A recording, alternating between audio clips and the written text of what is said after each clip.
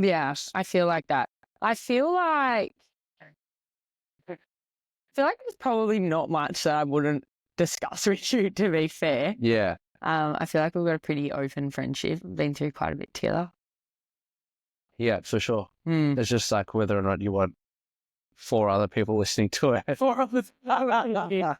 Yeah. No, I mean, I'm pretty open. I don't feel like there's anything I'm really ashamed of or like hide in my life.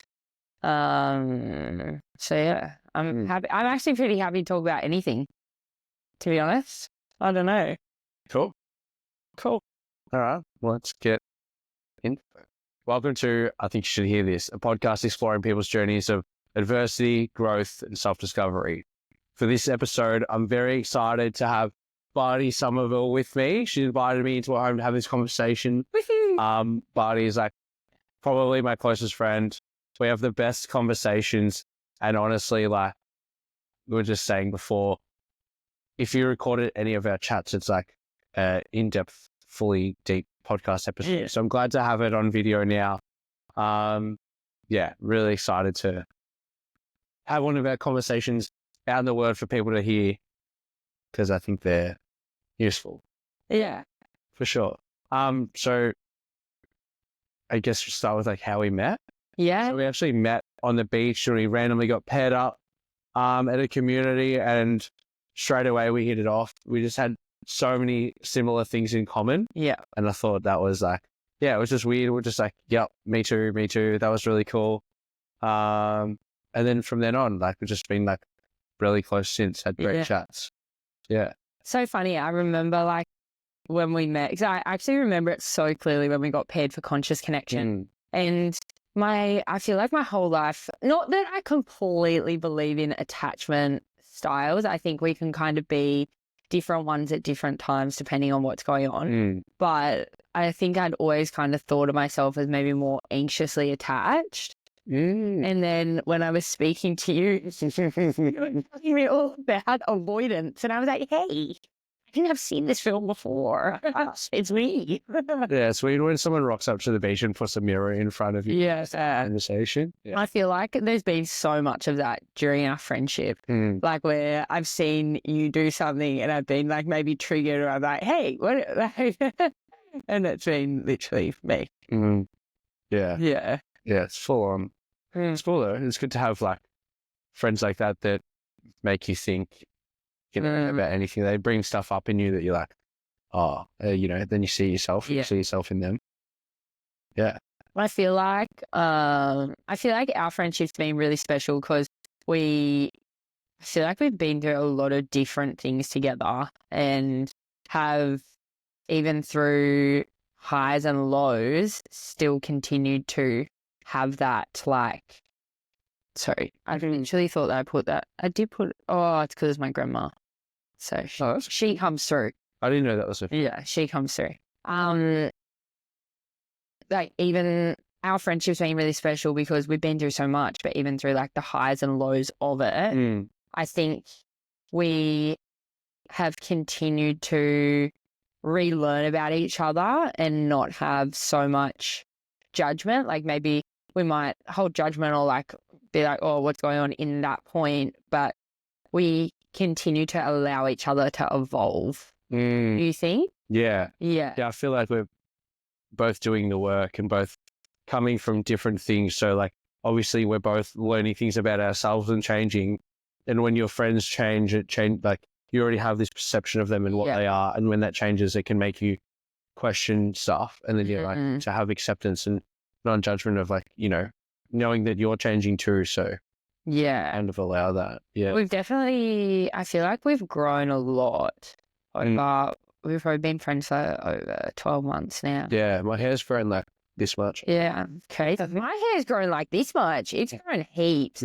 But yeah, even watching you grow has been really special because although I feel like you've always been doing all the stuff, like you've been doing the stuff and doing the stuff and doing the stuff, the biggest thing has been watching you actually begin to really integrate that stuff and have it move into your life.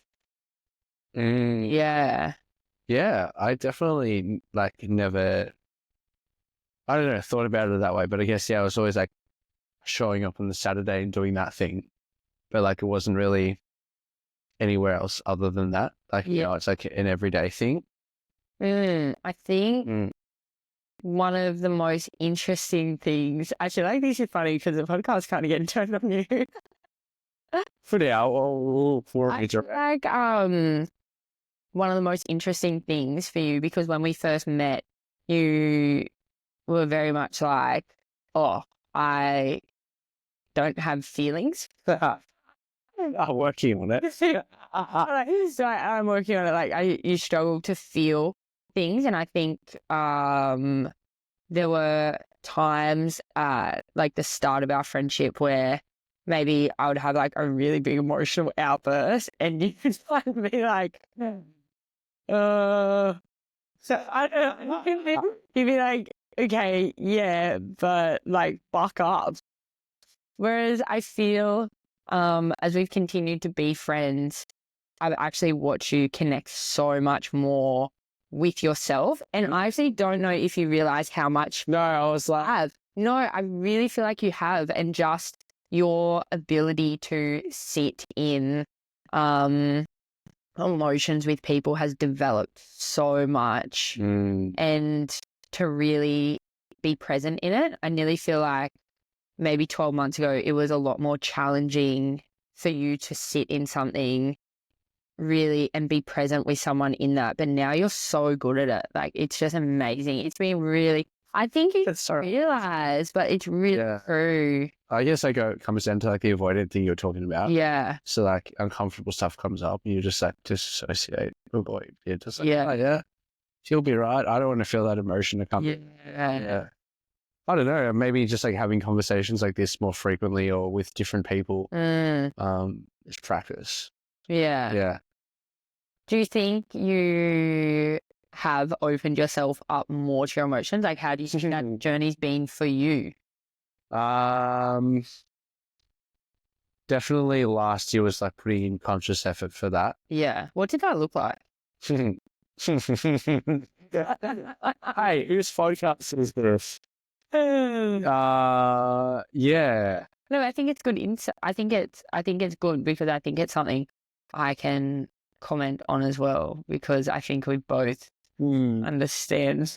See, the avoidant in me is like, yeah, I could just deflect and change it. Yeah, exactly. That's what. Yeah. Yeah. What does it look like? It's pretty hard to like be in a relationship with someone if you don't open yourself up to them. Yeah.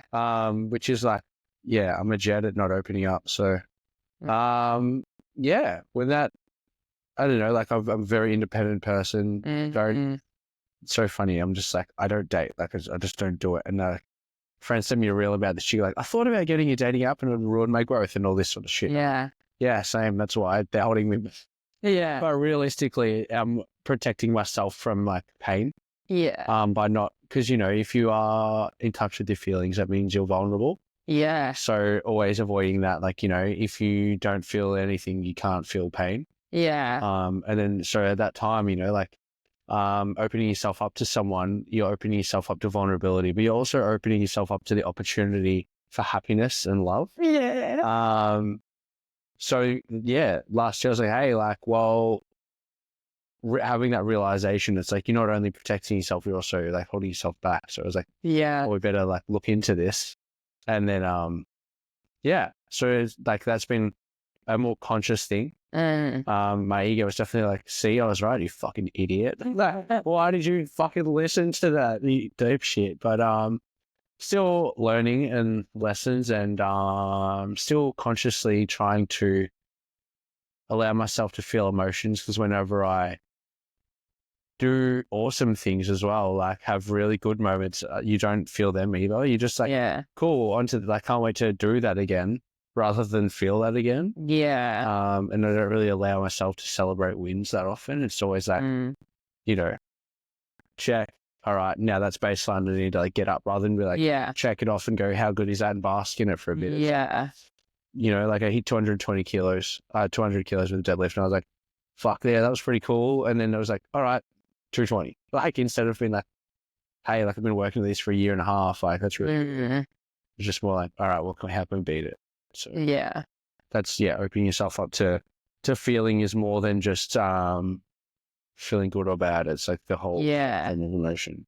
Exactly. And when you shut yourself out to the, like, you shut yourself out to the bad, you shut yourself out to the good, shut yourself out to the good, you shut yourself out to the bad. Like, if you shut one out, you shut the other out. One of the biggest things I feel like, because I feel like I've been very similar, like with dating, just haven't done it, but also like really wanted to work on myself and not like bounce into a relationship to deflect what I needed to work on, which I think can be a really big habit for a lot of people. Huh. And more recently, I've been thinking about it and like, you know, the fear of opening yourself up, because I definitely have so much. That's It's so scary. yeah.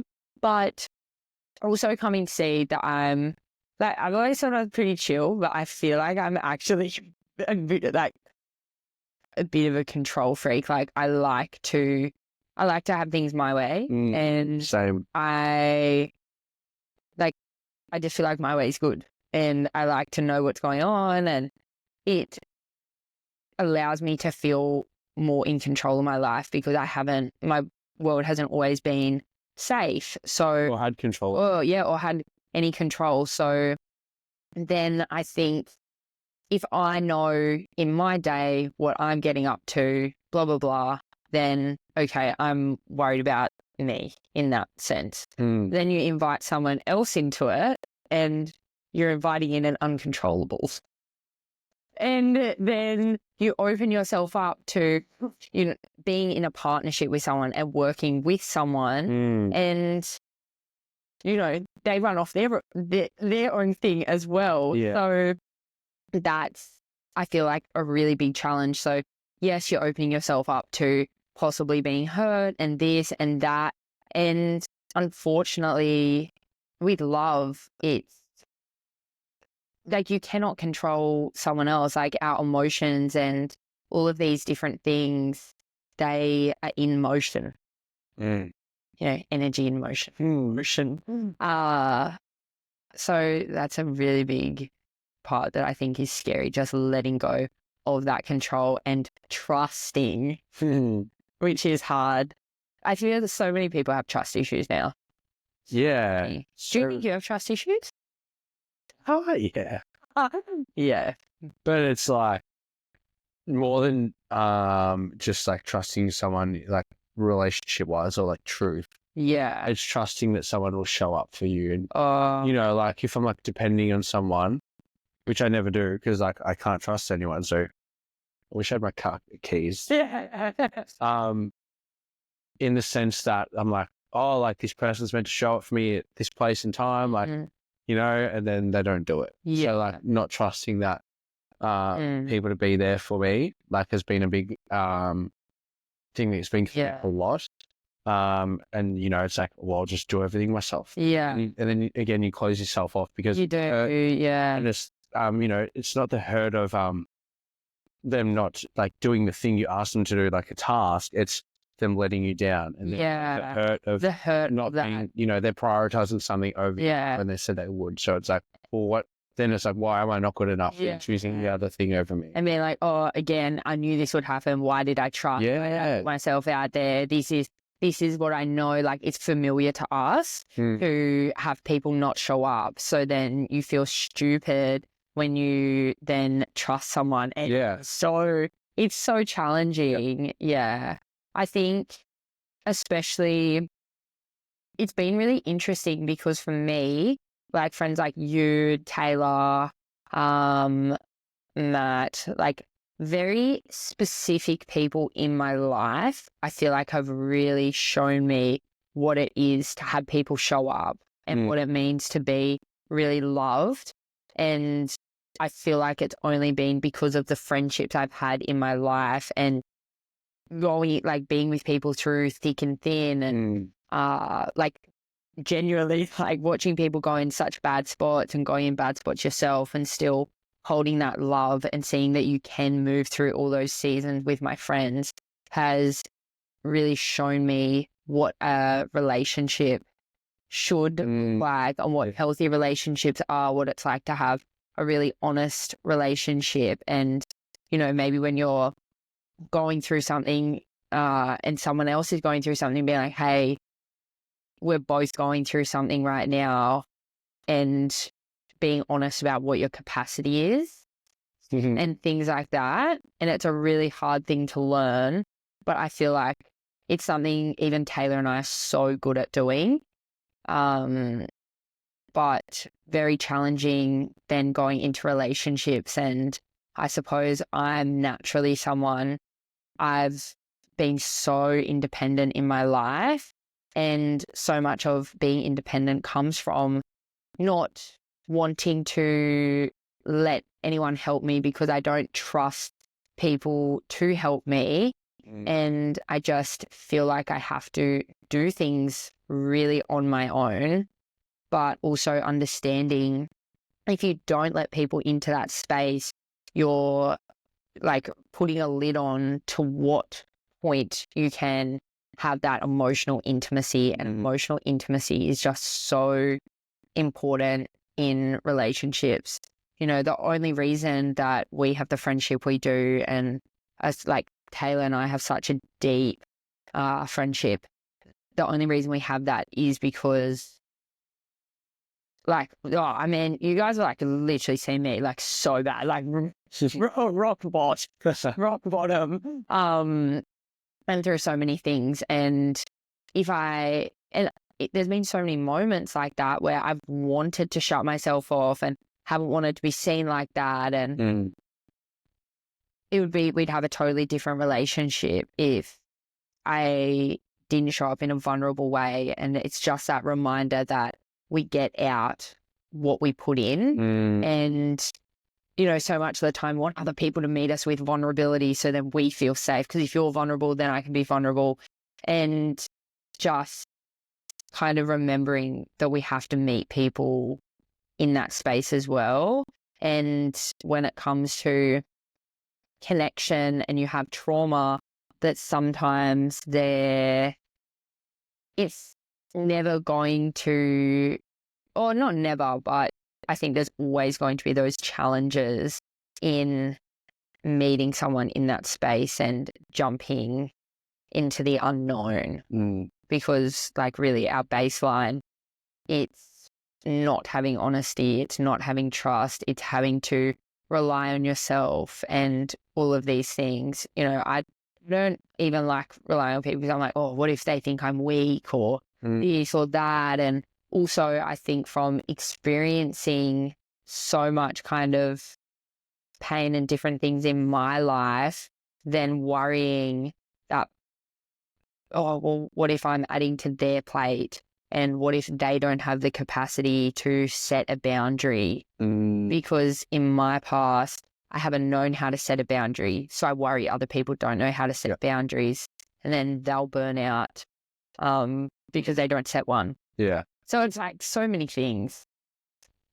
Yeah. It's so funny that you're saying like that sort of stuff. It's like, but it's really, again, like,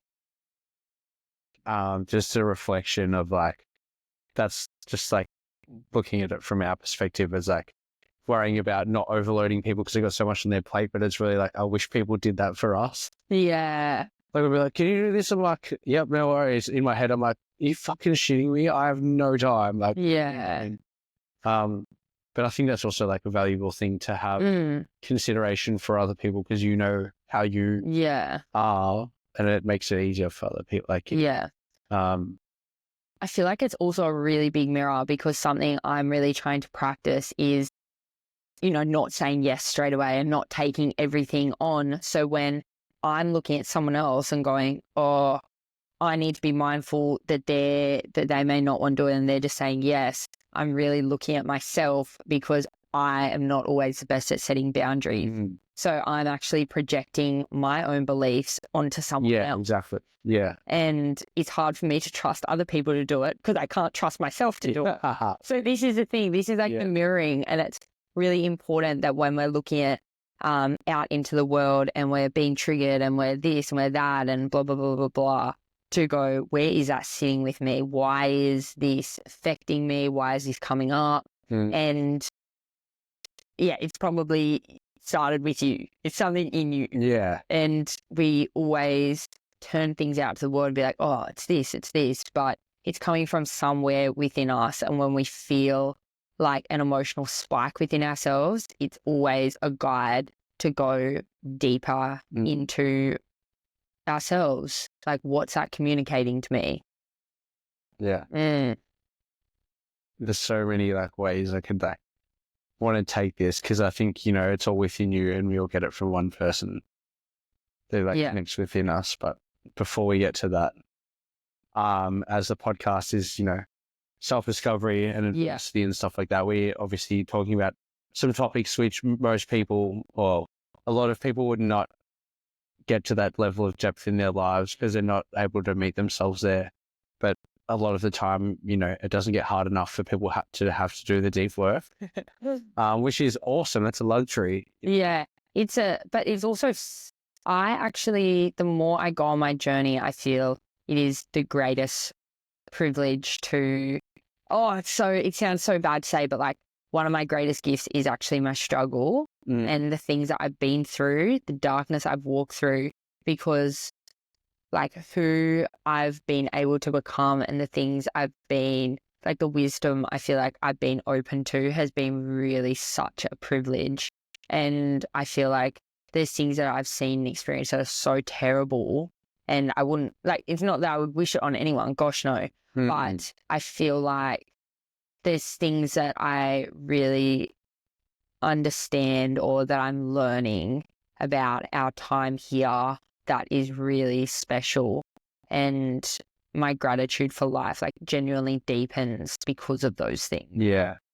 And I feel like, you know, people like yourself who have to experience those things, it's a great privilege to get out the other side, but also like hopefully be able to pass on the lessons that you're going through it to shortcut people to, you know, learn the lessons without having to read the book sort of thing. It's like, just go like, here's the stuff, man. Like, don't worry about going through it. Like, I can help you. Obviously, you need to experience life to learn it, but there's, you know, not all the things. Yeah, I think it's really interesting because although we all have our life, and it's not to say, you know, I really believe all of us in our life, a big part of experiencing life is joy and peace and this and love and friendship and all the good things.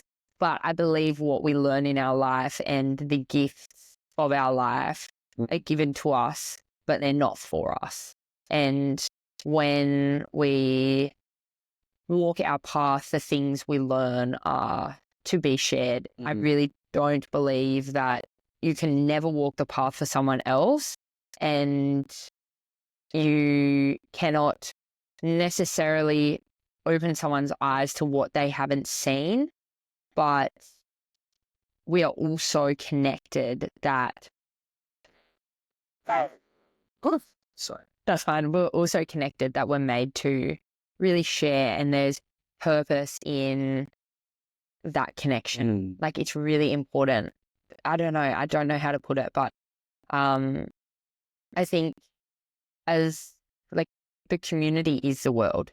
The community is you and I, and it's continuing to connect and grow together. It'd be such an ignorant thing to be like, well, I can't teach you the lesson because you need to learn it for yourself. It's like, how do you learn how to make food? Like, no one would know how to eat if they were just going, how'd you make that bread? It's like, I can't tell you, you got to learn that for yourself. Yeah. We wouldn't last as a species. Like, we're made to tell stories. That's literally how we got, you know, learn history, is writing, passing it down, things that we learn, you know, like fucking Moses in a burning bush. If he just kept that knowledge to himself, like, where, you know, comes from that, like, you got to pass on the stuff that you've experienced. Yeah. You know, as heavy as some of it can be to take for other people, but we wouldn't be in this position if we gatekeeped everything. Yeah, exactly. And I just think there's no competition. And growing up, I feel like I really had this idea of competition, but there really is no competition because there's no one who's going to walk your path. And that's where we get so confused, is we're looking around like, oh, they're getting on my path. They're going to do what I'm going to do. Well, no one's going to do what you are going to do, because no one has the same conviction in their heart as you do. No one has the same path that you have. No one is the cog in the machine that you are. And if you spend your whole life looking at the path that you want and not the path that is for you, you're going to get very lost. You're never going to get to where you're going. There's a million people trying to walk the same road, but that road is for one person. Mm. And it's finding your path, and it's like setting your course on it and just going. I love it. Very good. Yeah. So I guess like, we're talking about all the lessons and that sort of thing. So if you wouldn't mind sharing what some of them are. So like some of the hardships and adversities you've been through that have, as like you said, you don't wish them on anyone, but like that you're looking back, or like, things that you've learned through the hardships. Yeah. Yeah. Oh, wow. I mean, I feel like there's quite a lot. Well, it depends. I feel like what I've really struggled with in the past 12 months has definitely been like a deep loneliness. Actually, no, there definitely has been that, and like feeling a big disconnection from both of my parents, and I have so much love for them, but just really wishing I had that reliable space, and I just didn't, and wanting things to not be as they are, but being unable to change that. And I think it was, and we've like talked about this, but I think like the biggest thing I struggled with, because I went through a lot of different like traumas growing up. Like, I don't think there's anything I didn't really experience. And just my whole life, like from being so young, I was placed into like this role, and my role was to like be the entertainer. Like, okay, what do you want me to do? Who do I need to be to make you happy? And growing up, we'd always have like really big parties at the house and different things. And I would like get dressed up and perform for everyone. And multiple times after that, I would literally feel so disgusted in myself. I remember being 8 years old and having a man there saying to me, "Oh, I just wish you were 10 years older," and feeling so disgusted and like crying, but then also feeling like, well, this is who I have to be. And that my whole life, like there were so many feelings surrounding that kind of stuff. And I think it was probably 2 years ago, I called my mom, and I was getting stuck in like these loops where I was just remembering this really like painful, like sick feeling, like something really terrible had happened, but I could never remember. And I remember calling my mum and saying like, "Hey, I'm experiencing like all of this, like these memories, and I feel like something really bad happened to me." And her response was just, "Honestly, it probably did. I don't know."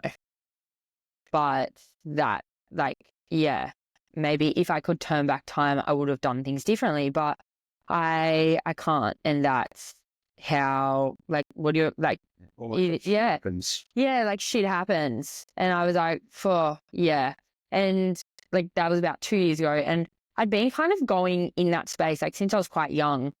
And then time passed, and I kind of came to a place where I just thought, okay, I'm never going to really remember this. And I suppose let it go as much as I could. And when the feelings would come up, I'd recognize them, move through them, and continue on.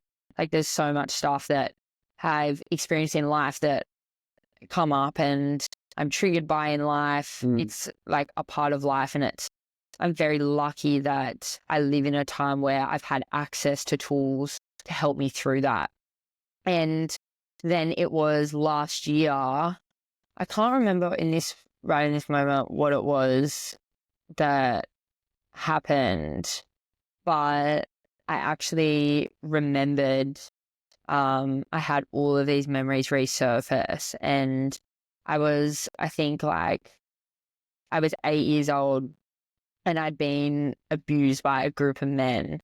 And I just remember having this really weird feeling where I was like, this is so fucked. I was like, this is so fucked up, but also feeling kind of like, oh, this wasn't in my like mind. And then also going like, oh my gosh, Zeus, Bobby. Then also thinking like, oh my, like, how am I going? Zeus, son. He's avoiding as well.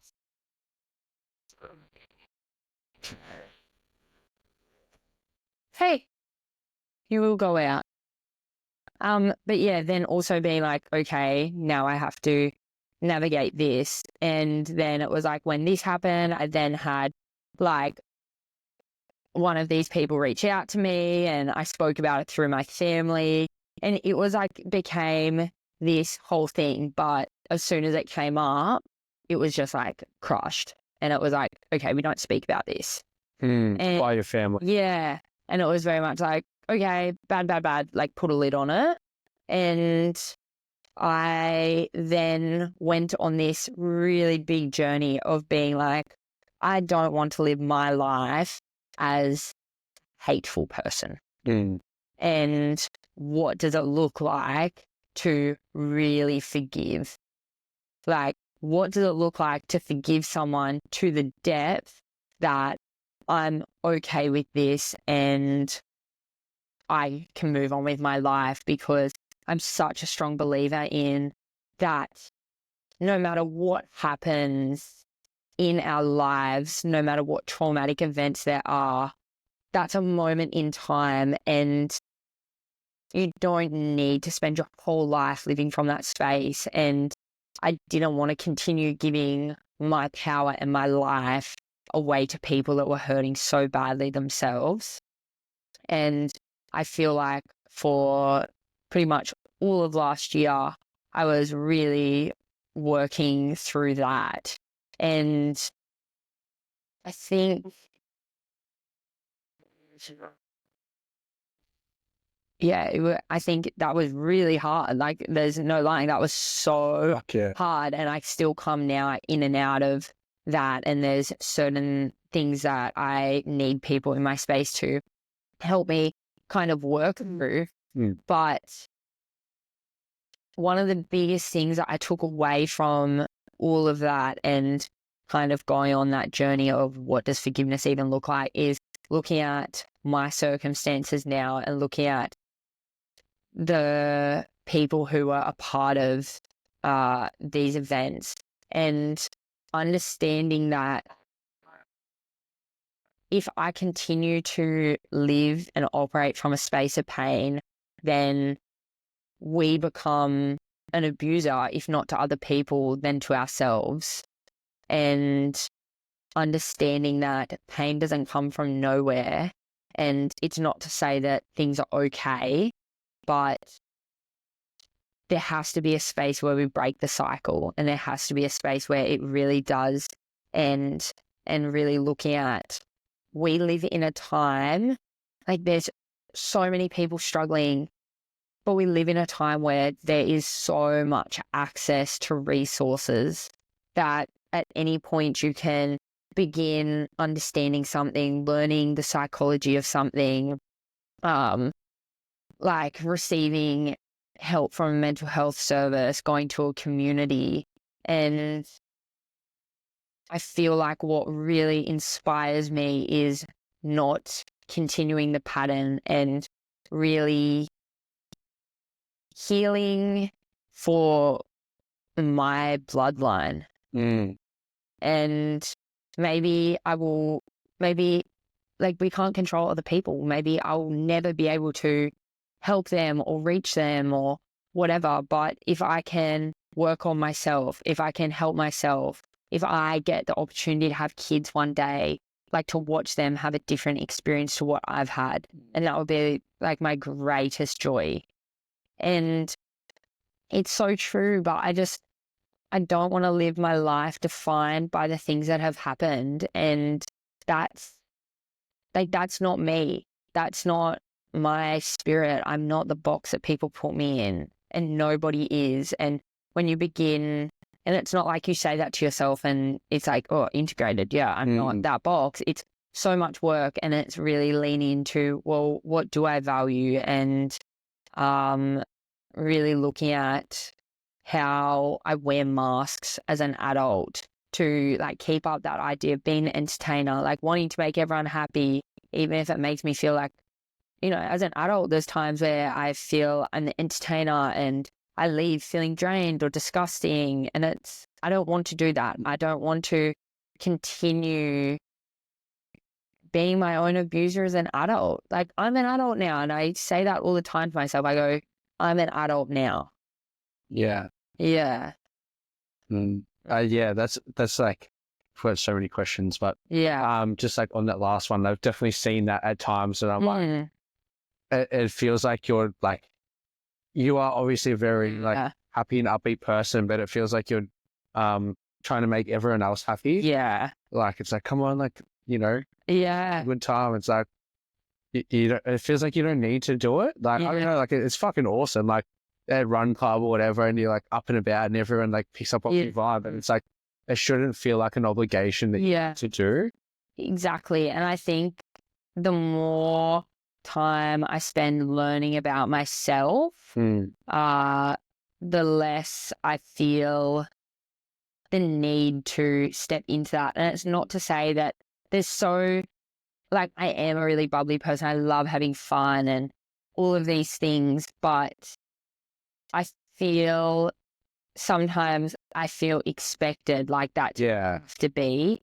And it's just, honestly, sometimes it's really hard to just live in my mind, and sometimes it's really hard to be me. And like, I'm working through a lot of stuff. Like, I'm continually working on myself. And there's challenges to that. And I am someone who, I love being with people, but I also really like my own time and to reflect. And without that, I struggle.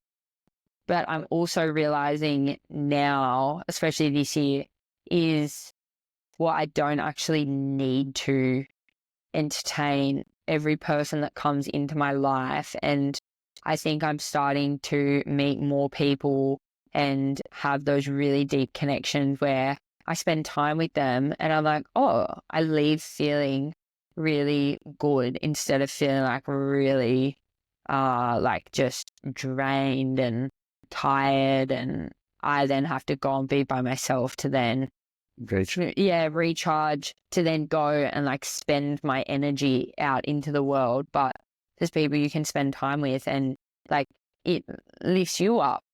But then it's hard because then sometimes I spend time with people and they lift my energy up, and then I'm like, oh, am I just draining your battery? Because I think, well, a lot of the connection I've known in my life has only been energy that drains me. Even because a lot of the connections I've had in my life have been people who I felt needed me. And then that made me feel like then I'm valued, then I'm safer. They won't want to let me go because they need me. Yeah. And I think it can be really uncomfortable if someone doesn't need me. See why you thought about the anxious attachment and Yeah. But it's all stuff. Like, I'm not a perfect person. Maybe some people will watch this and be like, oh, wow, that's so toxic. But, I'm working on it and I'm not perfect. And I really feel like to be the person I am today is just so amazing. Like, it makes me want to cry about, like, like step into my house and I just, even literally to just have a space where I feel so safe is really special to me. Which is funny, as a local of the area, Yeah. at the suburb that you live in, I would be like, yeah, I wouldn't hear too many people. Yeah. But yeah, yeah. facetious. So yeah. Yeah, seriously. But it's just, yeah, really nice to feel like safe in my life, like to feel safe and to have created that is really special. I think that's what so many people want, especially like women in this day and age. Yeah. And like leading on from that, I feel like I'd be doing women, fathers of women or brothers with sisters or anyone a disservice if we not to like, keep bringing up stuff or put you in an uncomfortable situation and like not to bring up that exact moment that you mentioned. But like, I know a bit about your life as a child and like you moved around a bit and even like you remember the memories of like you with like green hair and like that sort of thing. You can see the pain in your eyes in those photos, and like parents, hopefully not too many kids like can relate to like that one moment you mentioned, but I definitely know that's true. Like as sad as that is, like a lot of people got so many. What was the home life like at a time like that? What was it, like you said, like you didn't feel safe, moved around a lot. Can you just like speak to more of like the everyday life of that? Because I feel like there's a lot of lessons for people that they can take away. So I feel like, and like, I just want to say, like, anyone who ever cared for me did so the best that they could. And I am very grateful for that. And I think that it's not a place where we should judge people's caregivers or anything. Like you don't know what other people experience, but I would say for the most part, growing up, my life would look like so many things, but like I had a sister. We grew up together, and our life was very much. You say have. You said had. Oh yes, had. No, like had a sister growing up. You wouldn't say I have a sister growing up. I know. Feel like what happened. So. No. Yeah. I have a sister. Well, I have 3 sisters. Yeah. But I have one sister that I grew up with. And we're very close. But our life growing up looked very much like we didn't grow up with a lot of money. And we never had food in the house. We didn't cook at home. We had literally a room in our house that was like a pile of dirty clothes, like just constantly. And I'm not talking about like a few baskets. I'm talking like hoarder style. Like you could climb. Like no, and it like we didn't. It was really hard, and I feel my role a lot as a child was being a caretaker, and I saw a lot of just alcohol was just everywhere. I saw a lot of people struggling with their mental health, and I really believed that was the way the world worked. I saw the world in a really kind of dark way. Like I believed people kind of lived their life really bad and questioning. Like I remember I think I must have been like 5, and I was questioning my life and just being like, do I want to be here? And really questioning death and thinking really, really dark things. But then we would kind of wake up in the morning and we'd go out into the world, and it was very secretive. Like everything was so secret, and I never talked about anything or shared anything, and I was really embarrassed, but I didn't want any harm to come to the people around me. And if you've ever been around pretty heavy drinking, like also being a kid and experiencing like hectic things happen and adults around you being intoxicated, and waking up in the morning and they don't remember anything, but you remember everything, and having to be like, okay, I don't want you to feel bad, or I don't want you to feel bad. Like, Feel guilt. Yeah, you feel guilt for their actions, and you just love them so much that you just want to care for them, and you just see their pain that they're in, and you wake up in the morning and there's so many times like I just went to bed so scared or crying and just praying for the night to be over and having the morning come and just being really so happy, like, oh, yes. But there was also other things that came with that, and things that like I've seen myself repeat in relationships, like addiction is really hard, and I feel for anyone struggling with addiction, because it's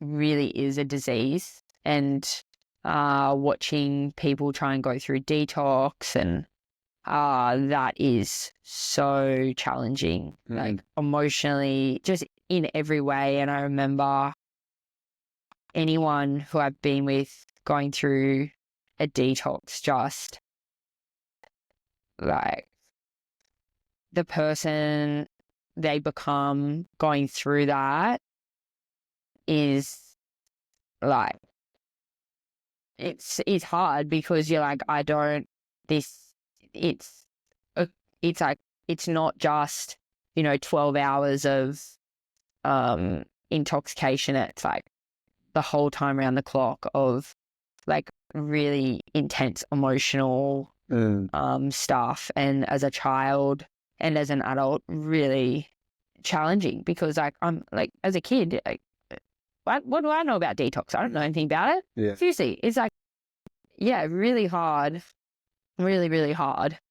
So I would say as a kid, I don't even know. As an adult, I don't feel like, and this is really funny because I say this and people are like, oh, what? But I feel like as an adult, I can really struggle to have fun, or don't necessarily know. I feel like I know how to create fun situations, but it can be challenging for me to have fun, because I am just constantly wanting to monitor people on the outside and make sure they're having a good time. And if people on the outside are having a good time, people on the outside are having fun, that makes me feel happy, because that's a good outcome. Yeah. Yeah, and it can be challenging for me too. Only now as an adult, I'm learning what is fun for me outside of creating fun environments for other people. What is fun for you? Fun for me, I feel like fun for me is anytime I really get to escape into a really creative space, like creative writing, even working, is really fun for me. Like any kind of play is fun, where I'm just able to kind of be, and I don't need to worry if the people around me are having such a fun time. And I don't feel that pressure. But it's also learning who that's around, like who I can be around that kind of get that. Yep. Yeah. Sorry to go back again. I Yeah. just feel like, even you said you're on the phone to your mum and you're like, hey, I think this happened. She's like, oh, I don't know, maybe. Yeah. And like parents can be so oblivious to what their kids are going through. So if parents have kids going through depression, and we'll touch more about your journey with that as well. Like if parents don't know, what are they meant to be looking for in an 8-year-old that's going through some serious shit that they don't know how to communicate with you? How does that present in a child from, primary school age? Like, because no parent's going to assume that that's happened or be like, that's like no way, but it does, yeah. I definitely went to adults, and I, as an 8-year-old, and I remember having that conversation, and that was like a big part of our conversation, that like, what the heck? Yeah. I'm a child. How was that received? Or like, if you can remember? Like... Yeah, it was, like very much like, oh, like put it, yeah, and it just, yeah, it's like, it was very hard. I feel like my role as a kid was not to be a kid. My role as a kid was I was a carer. That was my role. Yeah. So there was, for me as a kid, there was no signs. I don't think there were signs. There. Do you think that's a sign though? Like being just like disconnected? Well, no, because I was so happy. I was like, my role was to be the fun one, the happy one all the time. I think probably when there started becoming signs was when I was in high school. And I feel like that's when things started really, like my facade started unraveling for me. And I lost, one of my closest friends had passed away when I was 14. And I was, so like one of my friends passed away when I was 14. And then I grew up in an area where everyone like smoked weed, and I would smoke weed and I completely disassociated. And like, it was just like my mind was like, I can't take anymore. And I think from that age, it started to become really clear that I was going through something, and I'd have like outbursts where I was just so angry. I would just like slam my head into my door, like just again and again. And I really started struggling with like self-harm. And then I was just constantly like, I'd go out drinking. And At 14.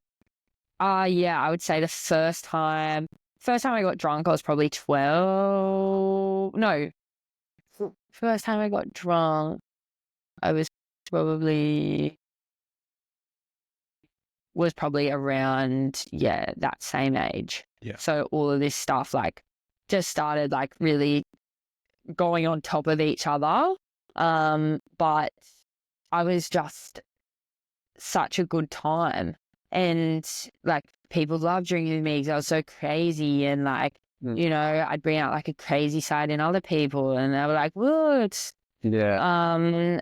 Yeah. And then you feed off that as well. Yeah. So you're getting accepted. Yeah. And then I'm like feeding off that, and it was just this whole thing. But the thing I feel like when there became signs about me, I don't feel like I ever intentionally hurt other people. I would just get really frustrated and turn to hurt myself. And it's like I just slam my bedroom door into my head until my mind was just quiet, and I just like lay down, like be like, oh, and that was like my way of experiencing some kind of peace. Or I don't know, I think I really believed I needed to suffer, and I think there was probably even a part of it where I was struggling so much on the inside, where then I wanted to probably even showcase it on the outside to see, like, can't you stop? Like, can't you see, like, how bad I'm struggling? Cry for help. Yeah, like, cry for help. Like, can't you see how bad I'm struggling? And it was kind of always, it was just so normal. Like, I was just in this tank where it's just like, yeah, we just outburst and we're just like crazy and this whole thing. And yeah, there was definitely a few times where I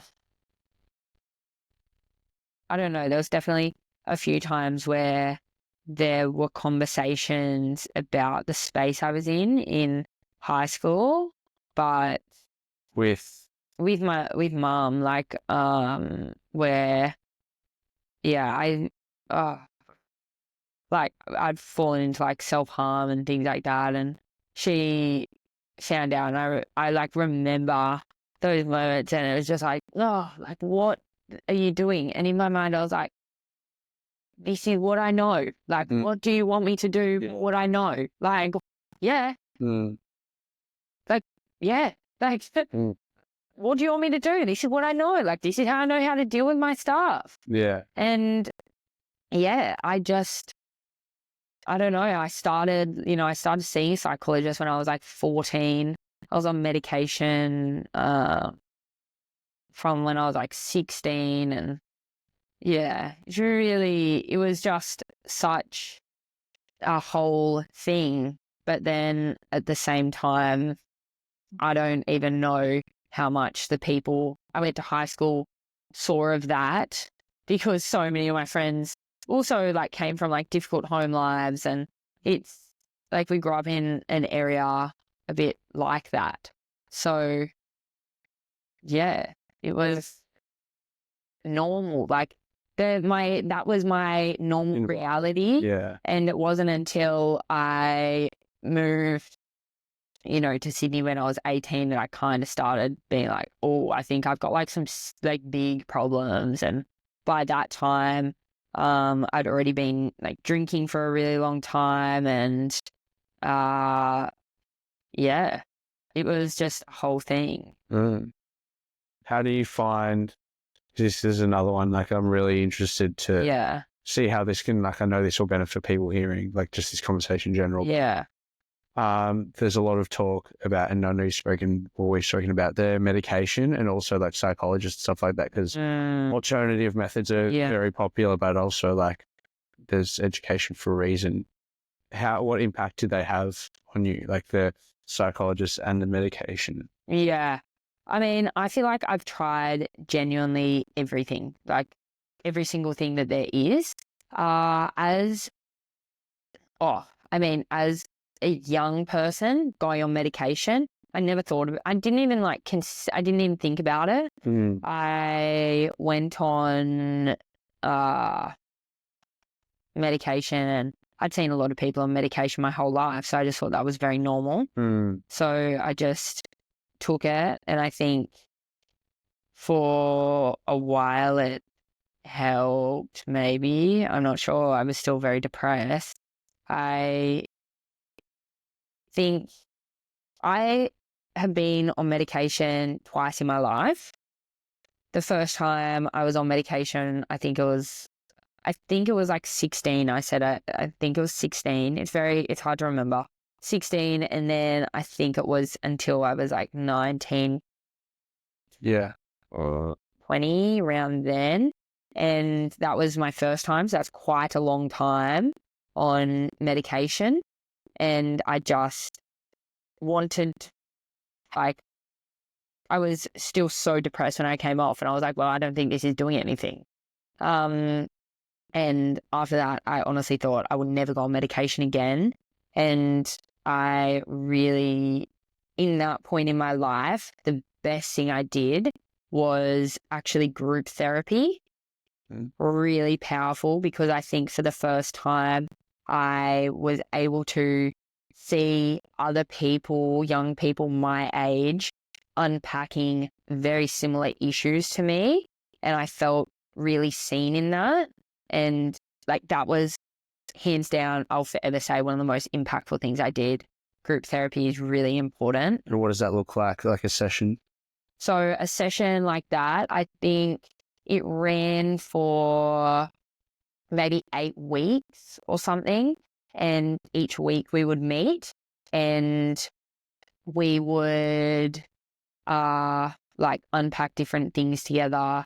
I remember we did this really powerful thing where we all like wrote down some of our like really like things we really struggle with or thoughts, and like scrunch them up and put them in a bowl or whatever.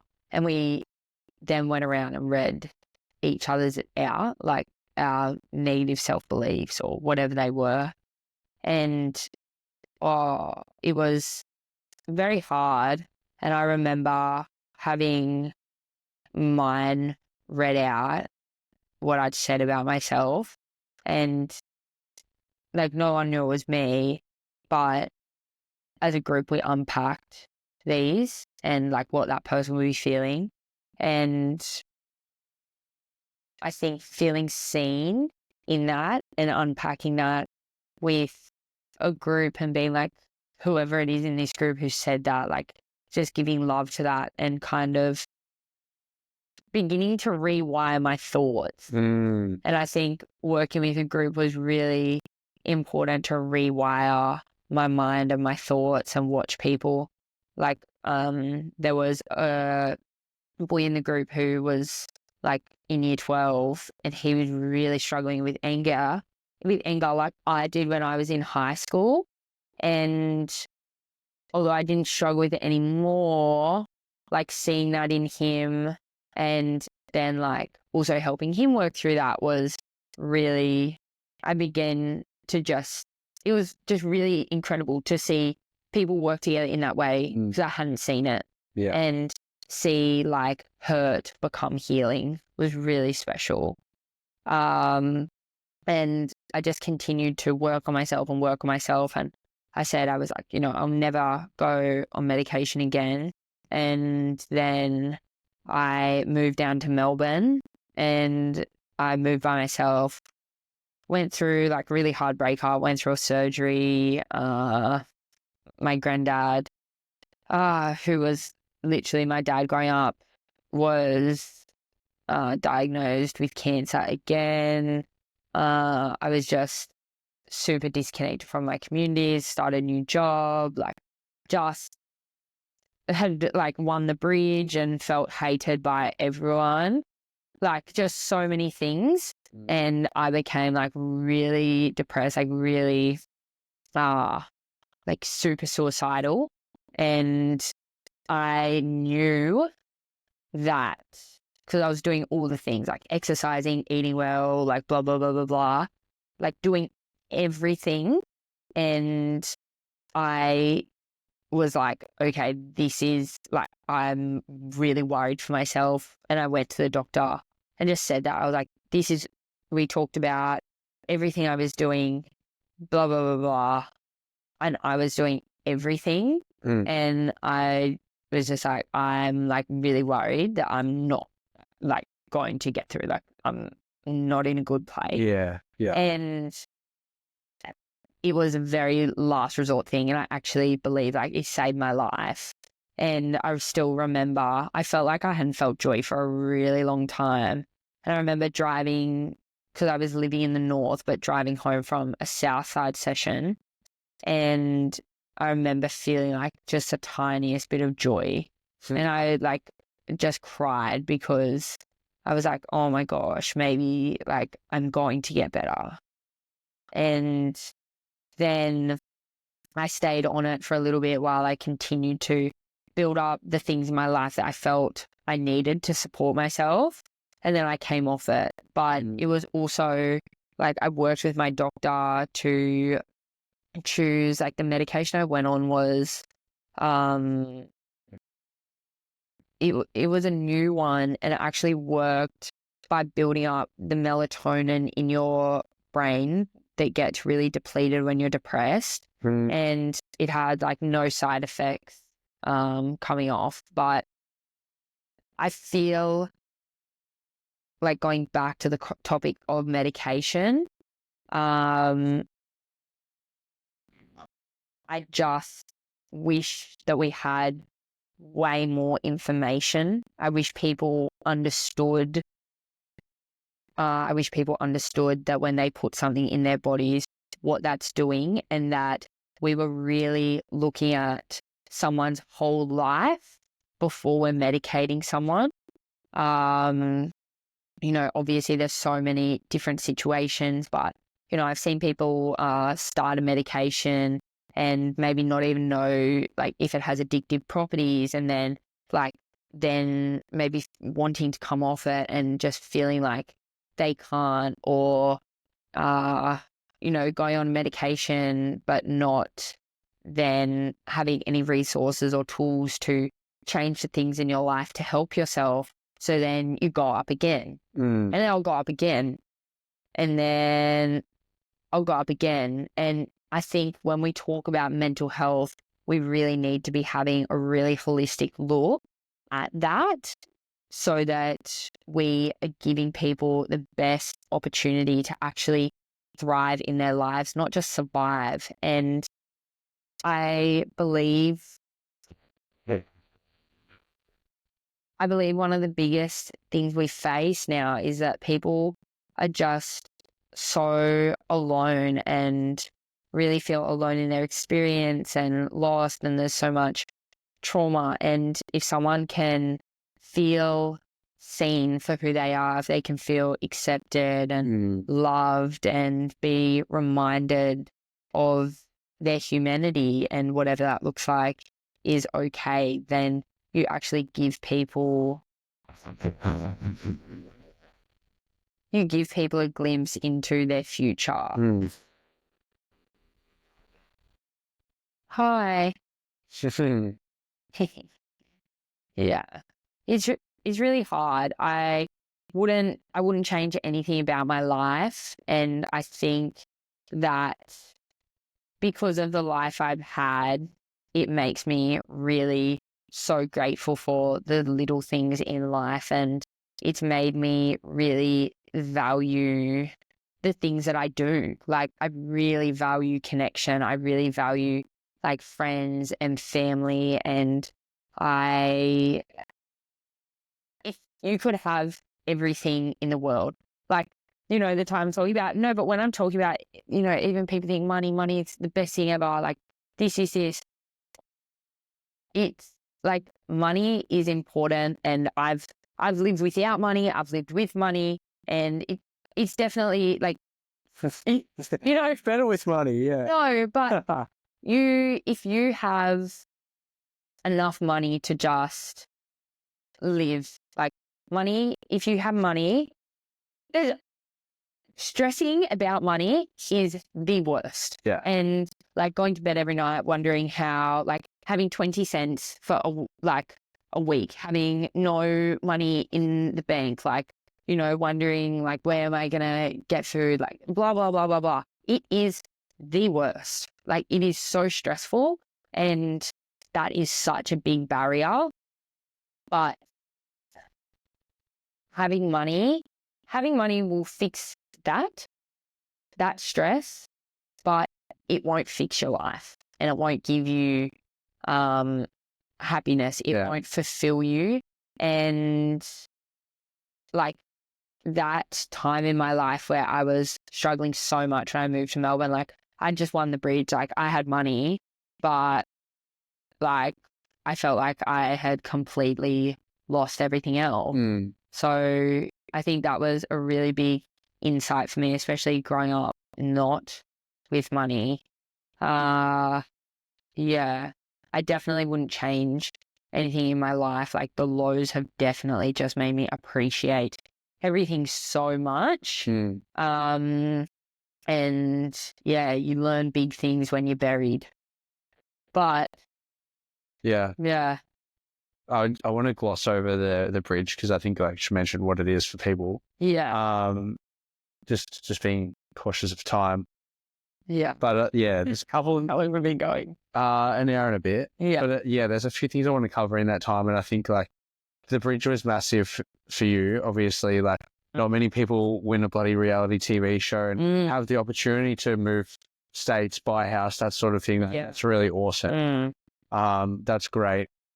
But I want to speak a bit more about like the things you're passionate about now, but like where that started for you as what leads you to move to Sydney and like drop out of uni and take up a trade instead, which not very many women do at all.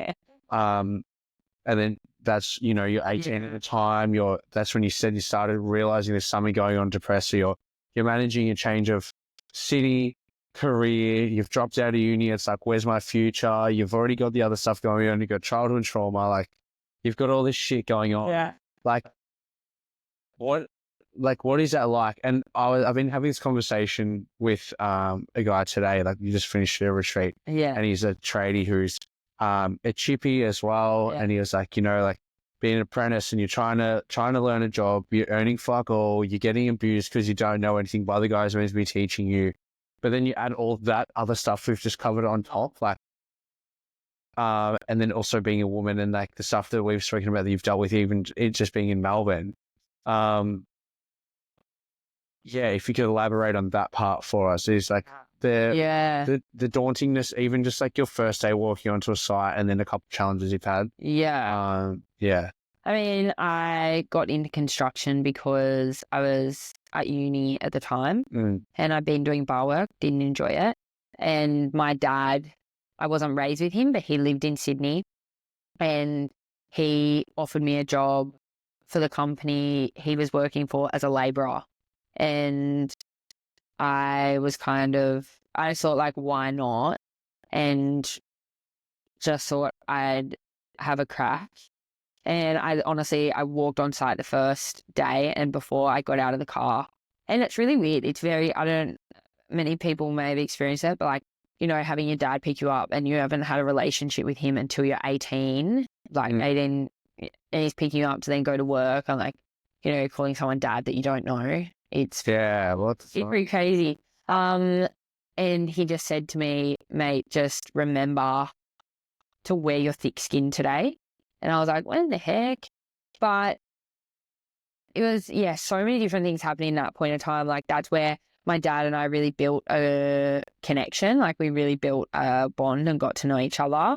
But then, you know, it came up again that my whole life I had looked, okay, how can I be most safe? How can I most fit in? And stepping onto a construction site, I think that was pretty challenging. For anyone, male or female, with kind of the life that I'd had growing up and also already being in a space where I'd probably not had the best relationship with alcohol. That really just blew it up and I pretty much fell into full-blown alcoholism. But it was totally normalized because so many people I was working with were drinking heavily. I was young, so it's kind of what you did. But for me, it was like just so like I was not having a good time. I was just really escaping so much.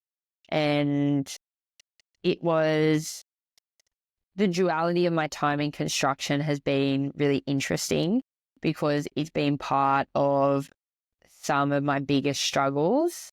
But it's also been a space that I've really healed and I've developed so much insight and trust with men through that space that I feel like I don't know if I would have ever been necessarily able to.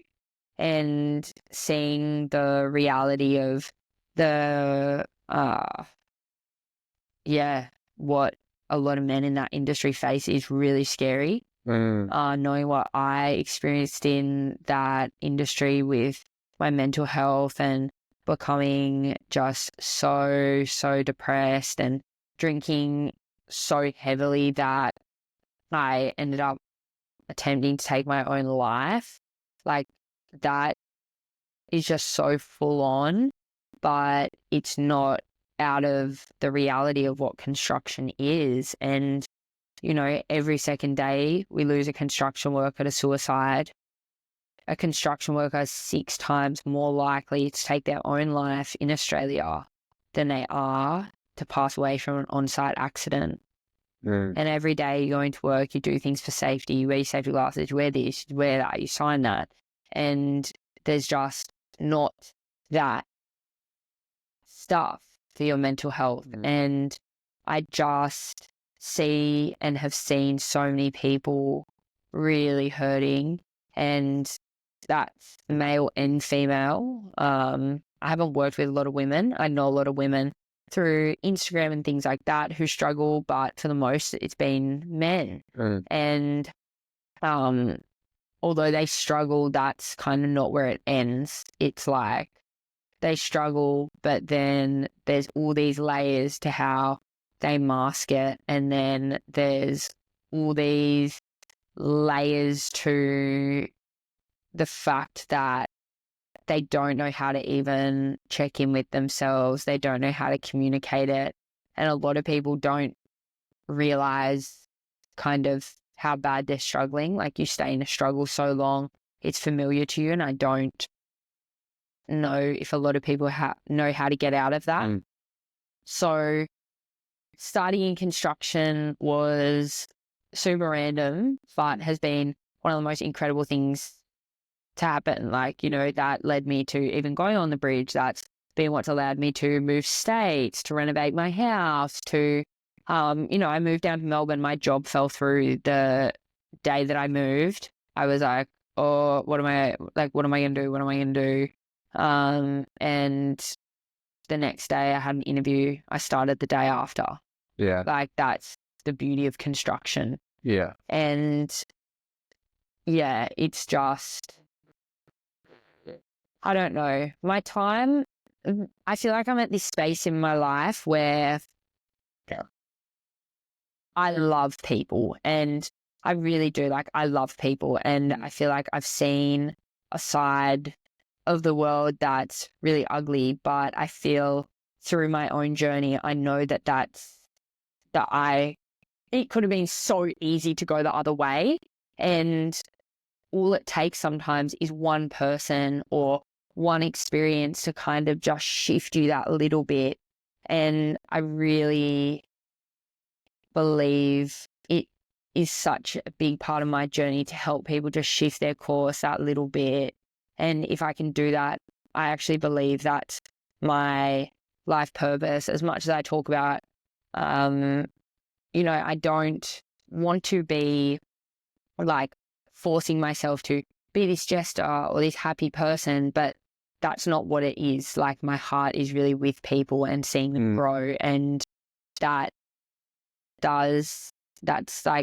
my joy. Like, my joy is understanding us more as people, understanding my own experience, understanding our experience as a whole and our connection. And I've been very lucky in the communities that I've met. I've been very lucky to, I don't know if luck's the word sometimes, but also, you know, I get to speak, like, I get to keynote events, I get to speak with young people, work with tradies with their well-being, with the shift.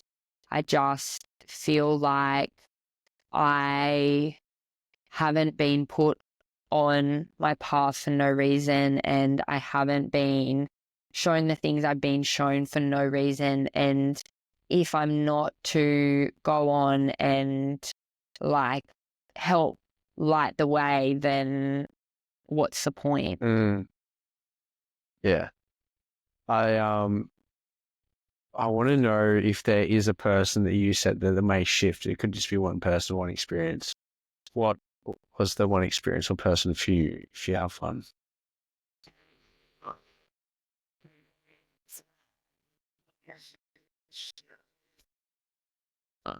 I feel like there's been many moments over my life, and the older I get, the more I realize that there probably were a lot more people there, and I just didn't realize. If there's one person you're like thinking back, you know, anyone on a side, and you've gone, you know what, like, you're a fucking great person, and like, you made a big difference for me. Or a moment that someone did something really great for you on site, or involved in the construction industry. I feel like there's so many. There's like so many. First thing that comes to that I could mention. There's two. Okay. There's two. So the first one that comes to mind is, oh gosh, there's so many people in construction who have really helped me. Wow, that's crazy. I don't think anyone's going to get mad if no. So, okay, I feel like I mentioned this one before, so I'll go with the other one. I work with this guy called Jai, and he had like kind of similar life to me growing up, and like helped me through a lot when we worked together in Sydney. But then after I moved, like, you know, we'd check in and stuff with each other. And earlier at the start of last year, when my granddad passed, he lost his cousin when he was like a few years ago. And he really helped me, like even from afar, like made a really big difference in my life, and just heard me, and like without judgment, and just even like he'll call me and just be like, you know what, I reckon you should get out there and just like go for a run and just like kind of change your state. And was just like, it was just really important having someone like that. And I think throughout my time that I got to work with him and in different moments, he really has helped me. Yeah. That's awesome. There's been so many people in construction who have really helped me. And like, even when I go back to when I did lose my granddad and I was managing all of the boys were just like amazing. Like, I think even after the job ended, I'd have like the plumbers and the sparkies and different people just calling me and just be like, hey, how are ya? Like, just want to check in. And yeah, I feel really grateful for the relationships that I've been able to build in construction, and having a knowing as well that the relationship hasn't only impacted me, but had a really big impact on them. Like, you know, I've seen boys end up going and completely change their lives, like going to therapy and like coming back being like, man, I like understand now why I was doing this, why I was doing that. And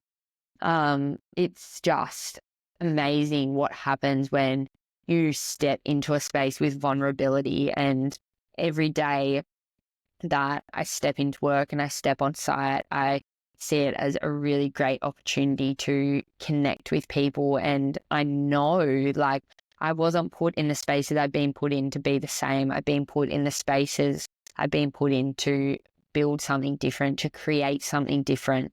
And yeah, I just feel privileged to be able to be that person in so many people's life, and to have been placed on the path I have. Very special. Yeah.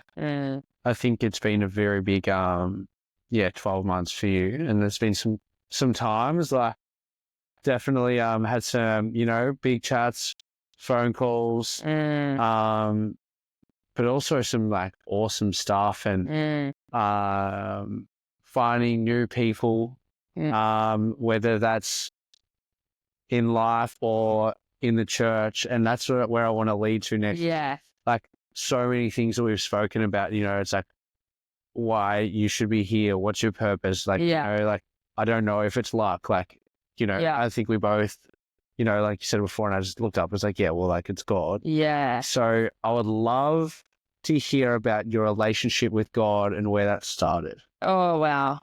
Well, as I said, like, I think trying to seek out understanding forgiveness and move through that, I just felt so lost. And my whole life, I've been very much like connected to the universe and connected to all things, and like had a very deep sense of connection. Yeah. Sorry to just jump in. I was thinking about this earlier.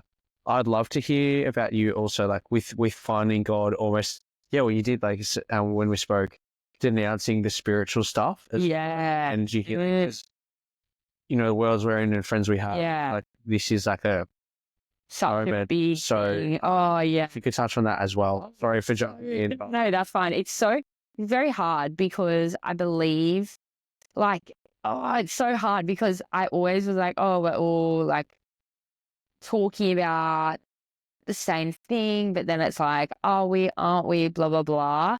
And I feel like it was a very intense time for me, like finding my relationship with God. But I feel him in literally everything I do, every single day. And I wake up every day and I hope that my actions are just in, like, follow the road of his plan for me. And I don't know how to explain it. I feel like anytime I was in connection with like the universe or this or that, I do not, like, I know that there's power there and blah, blah, blah. And I have no doubt in that there's power there. But there was always kind of this feeling of like going like this and feeling like, where's this? Like, this is powerful, but I don't know what this is. And what I've really found is when God speaks to me, when he sets me on my path, like his word always stands. Like when he says like, this is what I want you to do, or He transferred me $20. it's so faithful and it's so strong. And one of the biggest things I felt when I don't know, started coming to God, had him like calling me. I don't even know what you'd call it. What's his phone number? Yeah, what's his number? But what I felt was just this really big sense of love and like real genuine love. Yeah, and I feel him everywhere I go. Like I feel him when I see beautiful things and when the wind blows in my hair and just in the different connections all throughout my life. And I look at the world and I just feel like it's so beautifully created in every single way. Like everything works so wonderfully together. And he's completely changed my life. Like early on, I received this like word from him, and it was, growing up, I really loved this movie, and it's called The Secret Garden. And I remember that. Yeah. And in it, if for anyone playing along at home, for anyone who hasn't seen it, in it, there's like this garden, it's totally dead, it's hidden, the kids go in there and they're like, this whole garden's dead, like it's overgrown and yeah, it's just rubbish. And then one of the boys, he like breaks a branch and he goes, no, it's alive. And they begin like weeding the garden and just removing all this stuff. And as they do it, the garden begins growing and it turns into the most beautiful place. And in that, I felt him say, this is the work I'm going to do in you. And this is the work that I'm going to do in your heart. And it has stood so strong. And when I follow, because I all believe we have conviction in our hearts, and when we all know, for the most part, I believe we all know what is the right way and what is the wrong way and where our path leads, and it just gets really muddled up by like fear and all of these things, which are not of us, like fear and all this stuff. Yeah, it's from someone else. Yeah.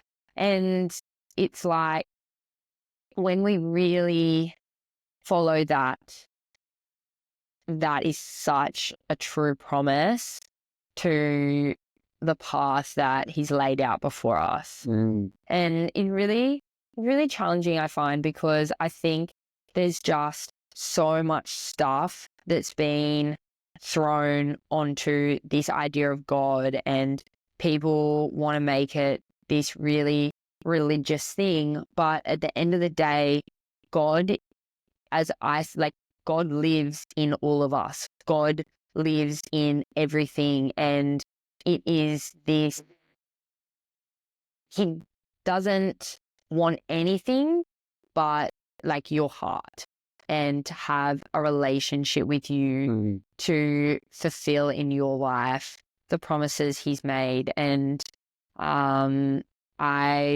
genuinely, I don't just believe, like, I know I wouldn't be where I am, and I wouldn't have been able to forgive and like do so many of these different things, like to love and all of this, if I hadn't have worked. Like if you haven't experienced, it's really hard to put, but like we genuinely like work on things together, like as a team, and just, it's been really special, but also challenging, because I think, yeah, people have their ideas about it, and see for yourself.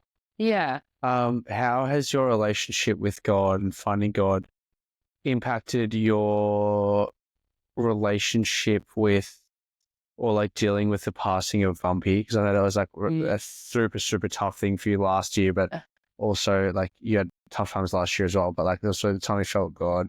How does knowing that you're like divinely guided and protected, how does that help you manage with, like the childhood trauma that you spoke about earlier? How does that change, what's your relationship with that?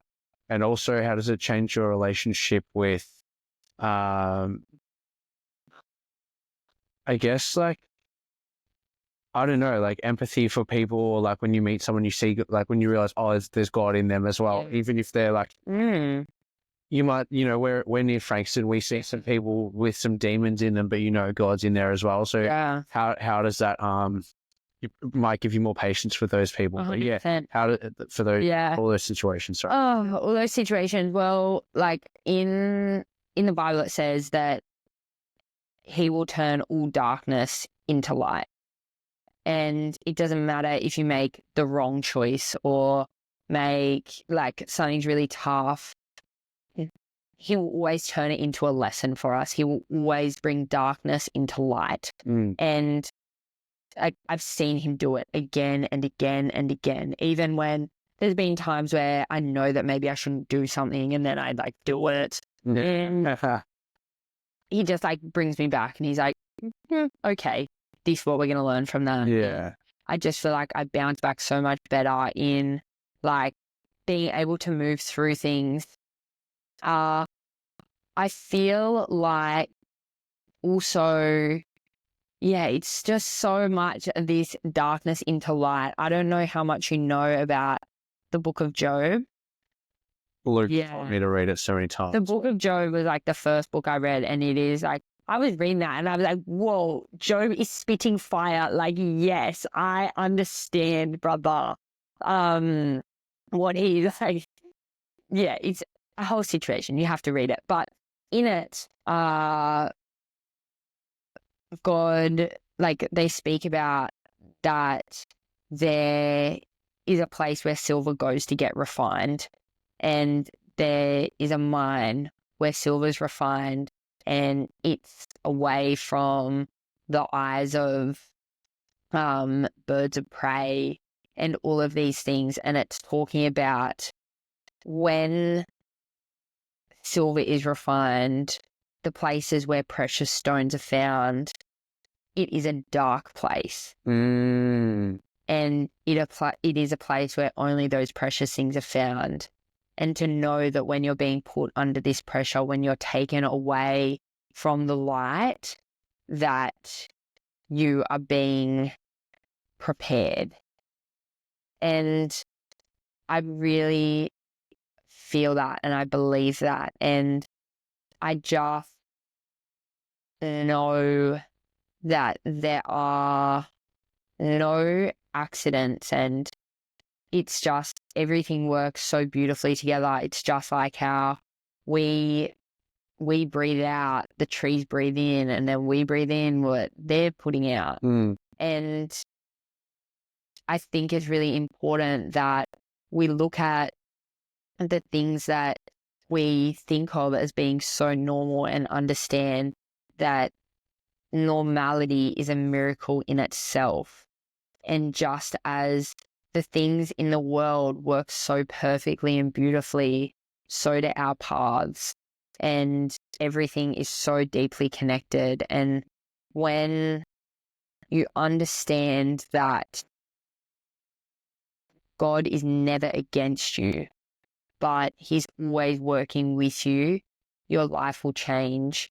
And I heard someone say, like, you know, is someone a good parent if, you know, there's a bowl of sugar and they let you, and you're the kid, and they just let you eat it and eat it and eat it, and you get sick? And like, is that good? Is it good for us to always be given exactly what we think we want? We think we know what we want, but you don't always know.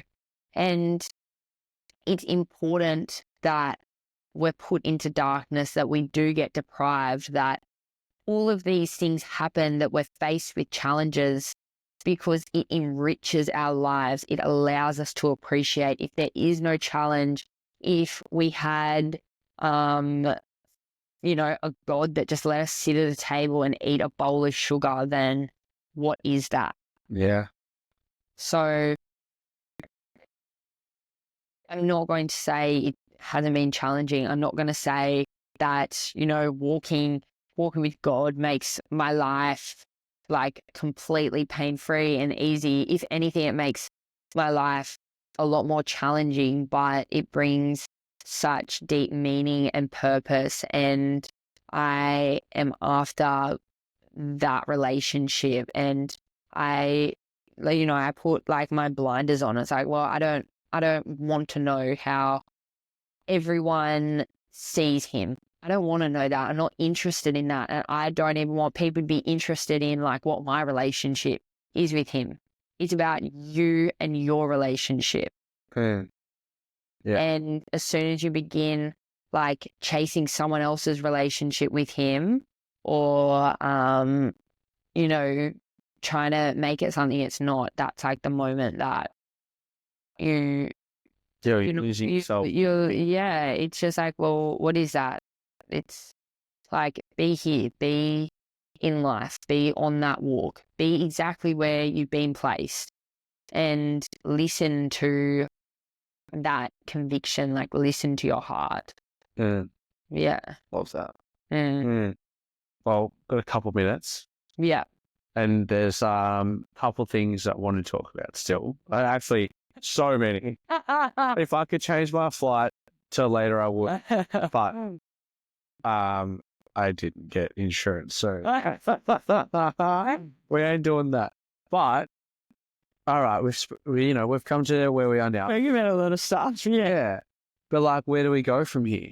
Like, so I would love to talk about the shift. Yeah. Because it's something, like you said, you've been put here for a reason, and you believe it's the shift, essentially. What does that look like for you going forward? And yeah, I guess like let people know, because we have, well, you have an audience, I have a couple of people, but these couple of people might want to learn about the shift and what the vision is for it as well, and the mission. Yeah. So my mission is people, and I feel like I have been put in the construction industry, seeing the things I have, to really create change in that space. And I think that a lot of the things that I grew up seeing are very similar to a lot of the things that we see in construction. I actually believe that just like there's generational trauma, construction industry is experiencing its own kind. And what does that look like as well? Like those traumas for people that are maybe like have gone through it, but that hasn't even clicked in their head. They just think that's what a job site is. Wow. I mean, definitely the habits that come with working in construction, like, gosh, so many things: gambling, drinking, drugs, even the way people speak to each other, the way people interact with each other, the culture that can be behind something that's really yeah. And I think it's also this idea that there's no space to be human in construction. And I think often people nearly get themselves confused with the tools they use. Like, it's like, no, you're actually human. Like, you're not put here just to come to work and be a tool. Like, you're human. Yeah. And construction is an incredible career and it's a great pathway. And I think it's a space that we can really help people live more rewarding lives. And that's only going to be better for the construction industry and for our country. Like, if we can get people in construction thriving as they are, then it's only going to have a positive impact on the industry. And I think there can be an idea that if we begin having these conversations, if we begin giving people the tools, that it may send the industry in like a direction of being soft or this or that, 'cause it's a very hard job. But it's not that. You're so much more powerful when you're in a state where you're checked in and you have the capacity to understand what's going on. So with the shift, that is like something I'm continually working on to build, but it's designed to give tradies real tools for life and to help them actually live more fulfilling lives, to teach them how to communicate, how to check in with themselves, to give them breathwork tools to regulate their nervous system, and just begin moving the cogs, getting people thinking, getting people out of this like Groundhog Day experience and seeing life in a new way. Yeah, it shouldn't have to wake up in the morning and go, it's got to go to work and put up with this. But most people like just get stuck in that, and that's how they believe their day is. And it doesn't need to be that way. Yeah. And anything coming up in terms of that? Anything coming up in terms of that? Yeah, lots of stuff. Yeah. So I really want to, there's a few spaces that I'm really working on moving into with the shift. Last year I was lucky enough to work one-on-one with some construction companies, which was really enjoyable because you begin to see the company grow as a structure and really change that environment on site. I really want to go back to doing weekly sessions. So I'm looking for a space at the moment where I can do that and just have it free so anyone can come. But probably instead of having it on, so I did it on Sundays at like, I think it was 9 a.m., 10 a.m. 10 a.m., which is just a really difficult time for people to come. So maybe making it of a night and doing that. But I think this year there's a lot coming with the shift. There's a lot that I'm working on to make it more accessible if you can't come to the events, but going, okay, these are the tools, these are the skills. How can I get this out to more people? So there's a lot that's happening there. There's a lot that I'm working on this year in terms of building what I'm working on into something that people can digest. Lots of fiber in it. Lots of fiber. Yeah. So it's really good. I feel very present in this year. I feel very aligned with where I'm going and really excited. There's been so many opportunities that are already coming up, and I feel very privileged to, be able to do what I do, to share what I do. I definitely feel sometimes I'm like, oh, do I have space to do this? As we've spoken about. No, I mean, worthiness, but we won't go there. I think just because I feel very, very privileged. So lots to come and lots of areas I'm working on at the moment to then bring into the work I'm doing. So upskilling myself. Awesome. Yeah. And just, I guess, to end finally, if there's people watching listening, however you're consuming. For those out there that maybe you relate to any of the stuff that's been said today, a word of advice or anything you can give for them to take home. Yeah. Yeah. Oh,